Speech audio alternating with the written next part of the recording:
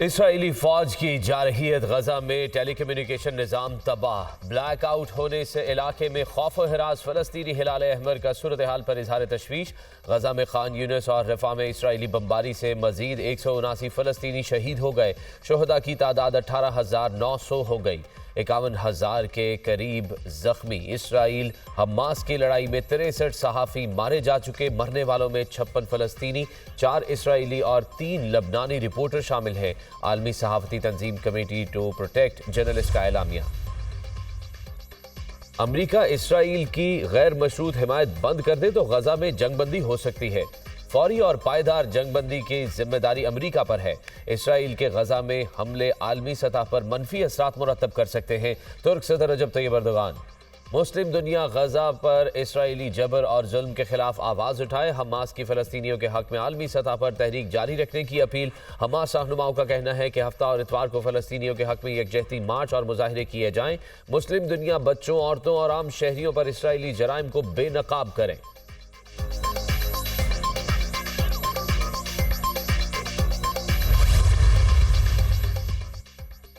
मकबूजा मगरबी किनारे में इसराइली फौज की बर्बरियत। नाकाबंदी के दौरान सेहूनी फौजी जनीन कैंप की मस्जिद में जूतों समेत घुस गए। मस्जिद की बेहुरमती की और यहूदी अकीदे के मुताबिक इबादत की। इसराइली फौजियों ने लाउड स्पीकर में मजहबी गीत भी गाए। वीडियो सोशल मीडिया पर वायरल हो गई। सऊदी अरब के दारुल हुकूमत रियाज में दहशतगर्दी के खिलाफ इस्लामी अस्करी इत्तेहाद के सरबराहान का इजलास। दहशतगर्दी से निपटने के लिए इस्लामी फौजी इत्तेहाद की हिकमत अमली और इक़दामात का जायजा लिया गया।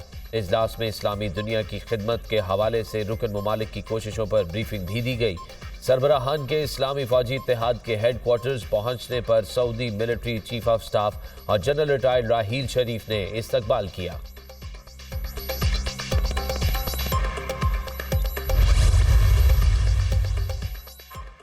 पाकिस्तान अहम शराकतदार है। हुकूमत पाकिस्तान से वसी पैमाने पर राब्ते में रहते हैं। इलाकाई सलामती और दिफाई ताउन पर पाकिस्तान के साथ शराकतदारी जारी रखने के मुंतज़िर है।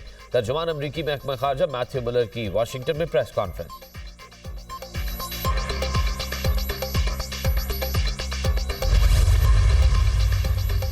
मुझे क्यों निकाला? नवाज शरीफ ने एक बार फिर सवाल उठा दिया। मुझे हटाकर किसी लाडले को लाने के लिए पाकिस्तान को सजा क्यों दी गई?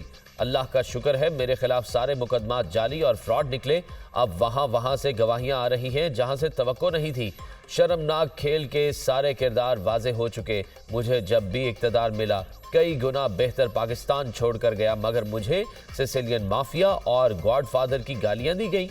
मुझे असल खुशी उस वक्त होगी जब अवाम भी बरी होंगे। इन्हें बिजली और गैस के भारी बिलों से निजात मिलेगी। कौम अब खुद अदालत और खुद जज है। उम्मीद है 8 फरवरी को खुशहाल पाकिस्तान के हक में फैसला देगी। कायद नून लीग नवाज शरीफ का कौम से खिताब। सुप्रीम कोर्ट में इस्लामाबाद हाई कोर्ट के साबिक जज शौकत अजीज सदीकी की बरतरफी के खिलाफ केस की समाअत आज फिर होगी। शौकत अजीज सदीकी ने साबिक आर्मी चीफ कमर जावेद बाजवा और lieutenant general retired Faiz Hamid को फरीक बनाने की दरख्वास्त दायर कर दी। ब्रिगेडियर रिटायर्ड इरफान रामे, ब्रिगेडियर रिटायर्ड ताहिर वफाई, साबिक chief justice Islamabad high court Anwar कासी और साबिक registrar supreme court Arbab Arif को भी फरीक बनाने की इस्तदा। इदारे बुरे नहीं होते, लोग बुरे होते हैं। आजकल इदारों को बदनाम करने का फैशन बन गया। तबाही यह है कि हम शख्सियात को बुरा नहीं कहते, इदारों को बुरा कहते हैं। इदारों पर इल्ज़ाम नहीं लगाने देंगे। इल्ज़ाम लगाना चाहते हैं तो फरीक भी बनाएं।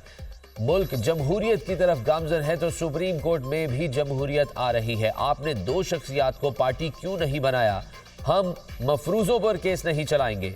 मेरा मौक़िफ़ है कि जिस पर इल्ज़ाम लगा उसे सुनो भी, हो सकता है कि वो तस्लीम कर ले। चीफ जस्टिस के रिमार्क्स। शौकत अजीज सदीकी की तरफ से वकील हामिद खान पेश हुए।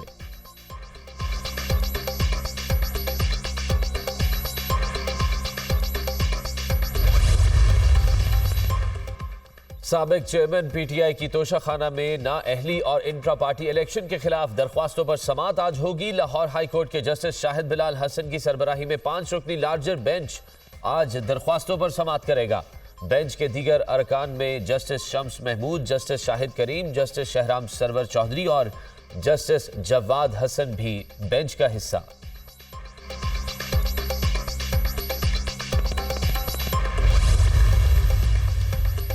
गैर कानूनी अफगान बाशिंदों की वतन वापसी का सिलसिला जारी। गुज़िश्ता रोज 2023 अफगान बाशिंदे वापस चले गए।